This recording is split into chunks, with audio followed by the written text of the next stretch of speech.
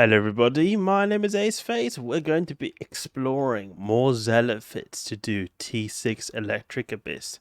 I've actually made some interesting findings while fitting my Zealots to slight different fits than I've been previously doing. I'll show you here what I mean. We're going to be testing out a Zealot with a single rep. I've done quite a few sites in this already on the test server, but we're going to be testing even more. So first off, I'll just go back to like the original fit I had right here. So this is the original Zealot fit that I've got for the T6 Abyss. This is a really high DPS fit. It's got the triple Dark Blood heat sinks, heavy pulse laser 2s. The thing is here, look, there's some issues with this fit right here. The tank is great, got a great tank, but it's got low thermal resist, which can cause issues in the Abyss sites because you do have certain waves that do a lot of thermal damage. So you can solve that by putting something like a thermal armor hardener. So you could, for example, put like we've got, where is it now? We've got one here, I think. Yep. So just to replace the third heatsink with a thermal armor hardener right here. On this end, we'll have less DPS because you only got 2 heatsinks. Instead, you've got 3 here. So, but this can still work. It's just that I would feel a lot more safe if I were to have the thermal armor hardener right here because you have 20k EHP right here, and I mean that's really some really nice EHP. Then there's another thing I was thinking right here. You see the ancillary current router we've got right here? This is because these pulse lasers, they use so much power grid, so we need, and these armor repairs, that we need an ancillary current router. So I was thinking if we could somehow find a way to ditch the ancillary current router, then we could replace this with another tank rig and it would be even tankier.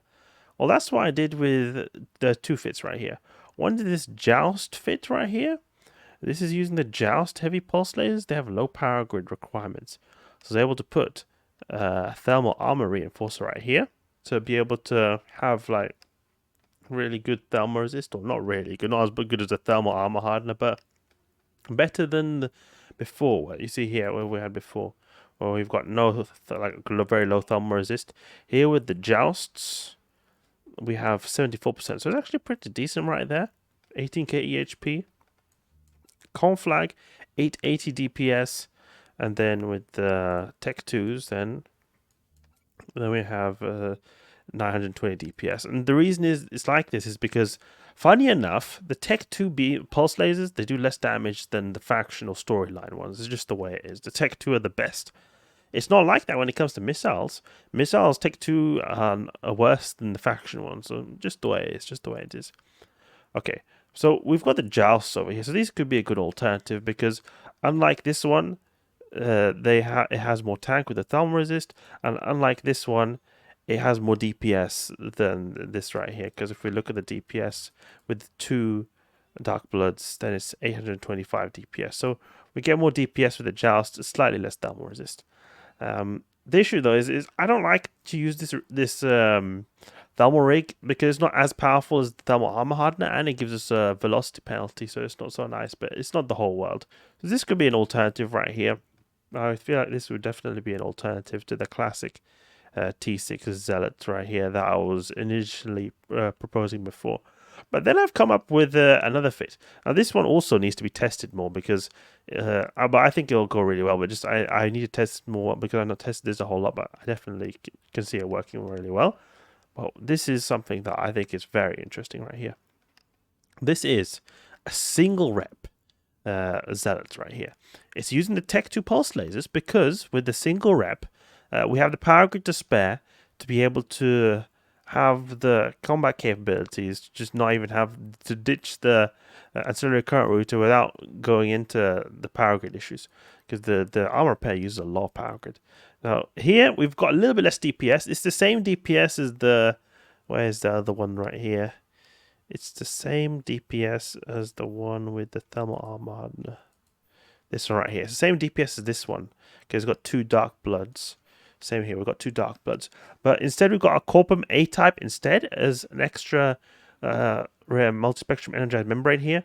And then we've got Nanobot Accelerator and Auxiliary Nanopop. Nanobot Accelerator gives us a very good boost to our repair rate compared to a thermal armor hardener. A Nanobot Accelerator in general gives more tank than a thermal armor reinforcer. The reason I went for thermal armor reinforcer where is it now? Here is because I just need to have that resistance. But here we're getting the thermal resist from this thermal hardener right here. So it's really nice. So the thing I love about this, that I really like, okay, DPS is not the best. It's 820, but look at that buffer. 250 buffer, or 250,000 EHP buffer. That's something that I think is quite spicy. So we've got one armor repair right here, but we're going to be repairing a lot because we have got naturally very, very strong resists. Look at that resist right there. 92% explosive. Oof. It's going to be absolutely crazy. We're going to do so good. I mean, it's not as tanky as the dual rep ones when it comes to HP per second, but it's still got a lot of tank, is what I'm trying to say, and we'll have a lot less likelihood of getting like one-shotted or like alphaed by wrecking shots. Because my biggest issue with this fit right here is that the buffer is not big, the original one. I felt like if I took big wrecking shots, like all my armor is just gone and I have to all repair up really quickly. The repair rate per second is really great, but I'd rather have a bit more buffer just to feel a bit safer in that regard. Again, the tank is not as good as, say, for example, this one right here. Especially this one right here. We have a very good tank because we've got dual reps plus a thermal reinforcer right here. And the best one was this one, I think. Or yeah, it might be this one with the thermal armor hardener right here. That was actually one of the best ones because of the dual reps. The dual reps are really powerful. But here we're going to be using a single rep one. I'm going to go into the T6 Abyss. I've done quite a bit of testing on this already, and it's been going pretty, been very successful so far. So I have no doubts that it's going to go smoothly, but I have actually heard from some people that they've been having problems with the Zealot in the Abyss against the Sancho Wave, and I want to especially look for the Sancho Wave if we can. Sancho Wave could pose issues if they do a lot of EM damage, since we'll have low EM resist in the electrical site, because it is one of our lower resists, 76%. Yeah, it is our lowest resist actually, because with the thermal hardener we get 86% right there. So we'll activate filament and get down to business. But I think it's quite interesting right here using the single wrap because it's a bit atypical. It's a bit more expensive using that second multispectrum energized membrane. This is quite an expensive module, more expensive than an armor repair. And our EHP per second is a bit less, but we get more buffer. And we've still got pretty good tank. We're like, I think Omni tank, we're like, after the electrical bonus got, last time I checked, I think it was 700, something like that. And then with reactive armor hardener spooling up, we'll have even more. Okay, so we got Kikis right here. Should be pretty easy. We've got so much tank against Triglavians, so it's like just a steamroll. We'll go for, what's our range? 39 kilometers. Go for the Ghosters because they'll cause the tracking issues. Anchorings, they'll be alright. Let's go for the Kikimoras first because they do majority of the DPS. Now we can start shooting. And we destroy them. Like as if it's nothing. Yeah, do you see the shields right there? Oof. They just evaporated our shields. But our armor is just so potent. Like a brick. Like the armor, we take so low numbers just because of how much resist we've got. And when this reactive armor harness spools up, it's already spooled up. Look. 89% thermal, 94% explosive. Absolutely crazy. You know what, we're just going to jump straight in just to save time. Because this ship is characterized by being so good in terms of time.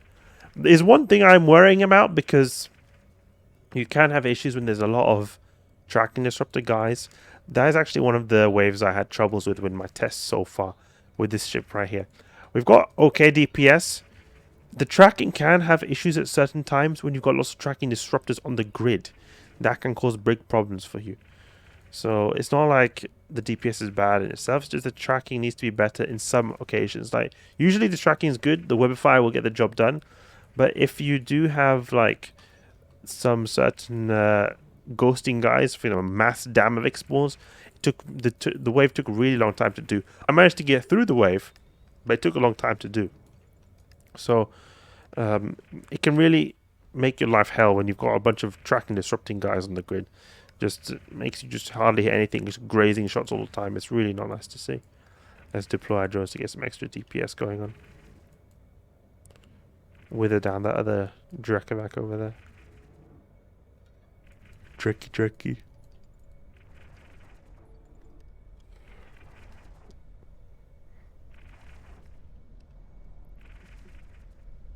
The drone's taking out shields now, it seems. Come on now, take out that Drekovac. There we go. And we recall our drones. Keep our range 7.5. And blast this guy to pieces. We can snipe the Damavix on the way back. They go down really quickly when we go to the multi-frequency. Oh, you'll see the multi-frequency is no joke against Damavix. Yeah, those resists are just amazing.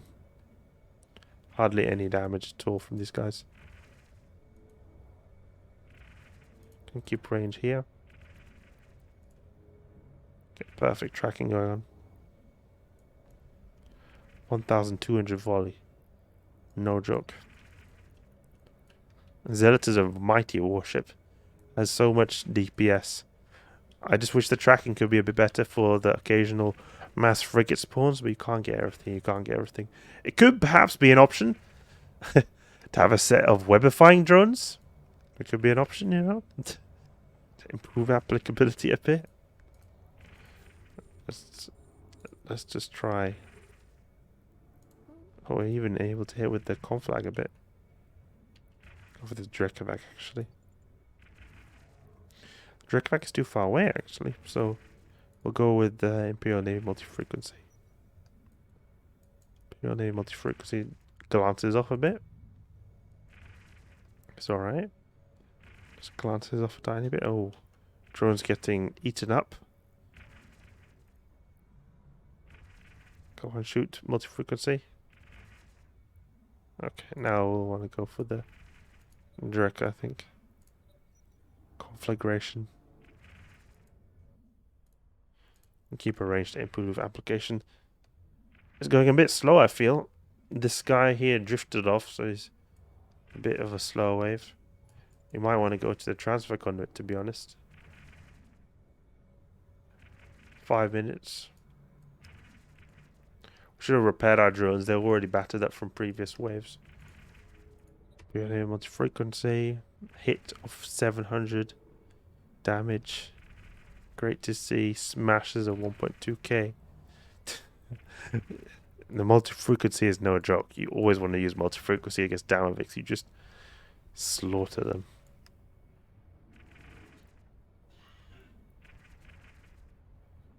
Look at that, 1.3k smashing a shot.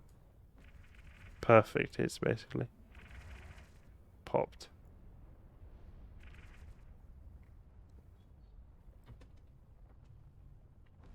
Yeah, it would be nice with a bit more DPS. I mean, look, the time approaching 6 minutes.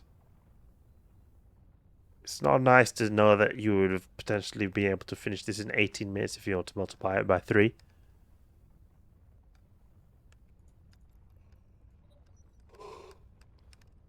Obviously, piloting could get better, and maybe there's some ways I could pilot to make it get done quicker. But we really had to drift out far to get the other Drekovac. What have we got here? Thunderchild Disparrow Troop, Marshal Disparrow Troop. We'll reset Reactive Armor Hardener, so then we can get it to have optimal damage types. Let's see, now we'll just approach these guys because we can tank them. We have, you know, when Reactive Armor Hardener spools up against Concord, we have 1.1k DPS tank. So we are really, we've got some sick tank against Concord. The annoying thing will be if there's a lot of Edencom guys, because we're not as good against them compared to the Marshals and those kind of people. That Edencom will hit a bit harder because they do the EM damage. So where's our reactive armor? Yeah, you can see they've got the thermal or the EM resist spooling up. Now it's going towards kinetic. Oh, look at that. Look at all the... the Edencom was doing a bit of friendly fire on this Marshal right here. I can even just go for the small guys. So just leave the Edencom guys for last so that they can all do a bit of friendly fire.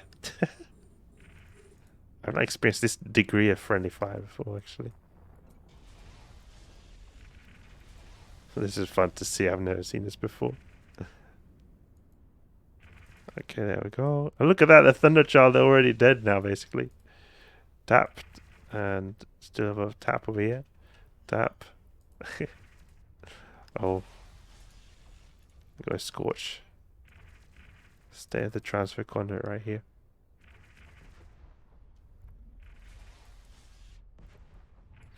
Deploy drones. Go on a suicide mission attacking the Edencom guys. Oh, look, yeah, that's why I said suicide mission. As soon as that volley hit, they had no chance. Ah, there's a medium range even with Master Suppressor, of course. I'm being quite careless of drones because we're on the test server. Otherwise, I would be a lot more careful with them. You saw they were already bad to begin with. There's a resist profile on these guys. They got low EM, so that's actually quite good. We do the Edencom NPCs are very quick. Oh, this is mass Marshal spawn. Oh, this is actually properly mass Marshal. Want to go for Arresters, Drainers first. Drainers first. We'll reset this. And then go for these little frigates, actually. Multi-frequency. We're going to just be a little bit careful that we don't want to get neutered out, because there are multiple drainers inbound. Let's see now. You can take out the markers as well, just to reduce their applicability. Scorch on the Marshals. So, drainers, 2 of these drainers. Take the drainers out and it should be alright. Because the Arresters, they do explosive and we have crazy explosive damage. Look at this resist profile right here. It seems like we're tanking like a boss. That was like a proper mass Marshal spawn. Where we had every Marshal in the game pretty much. And they weren't particularly good types too with drainers. Okay, now I want to go the Conflag. Go crazy with the Conflag on these guys. The great thing about the single rep, I forgot to mention before, is we're using single reps. So less capacity usage. So we've got a lot more capacity to spare. So that's another thing that's great about this. The Nanobot Accelerator we've got makes our reps cycle faster. So they will consume more capacitor than a normal rep, but in exchange it gives really good capacitor. Or really good reps, I mean, not capacitor. The thermal reinforcer doesn't increase our capacitor recharge rate or like usage at all, because it's just increasing our base resist, but it's not as powerful in increasing our tank. That was fun to see. Just like an absolute boss. This Zealot just pushes through. This is real brick Zealot, I would say. Chugging through like it's no one's business. 50 gigajoules to spare as well, so like, okay, we got neuters, alright, whatever. Get neutered a bit, doesn't matter too much. Obviously, we're not using 1 cat battery, so we're still able to get neutered out quite badly if there are a lot of newts on the grid, but we've got such a big margin of safety that it feels really comfortable, actually. Okay, there we go. So, finish this in, what was this, like a little over 12 minutes. And the reason is because the 2 last waves were Edencom. They go, generally speaking, pretty quickly. They're very quick waves, Edencom. Either you die fast or you kill them fast. This is one of the 2. Okay. But I'm quite happy with that test right here in terms of the Edencom, because I was wondering, I've never really encountered a mass Marshal spawn like that one before in the Zealot, and we tanked it like an absolute boss. It was quite satisfying to see how we just went straight in, no problem. Okay, so that was the single rep Zealot fit for T6 electrics. I want to do more testing to get this to be a viable fit, or like well and tested fit. But I like the idea of having naturally really good resists and letting the reactive armor hardener making this singular rep right here extremely potent. Okay, that's enough for now. Hope you guys enjoyed the video. If you did, please leave a like and subscribe. I'll catch you guys later.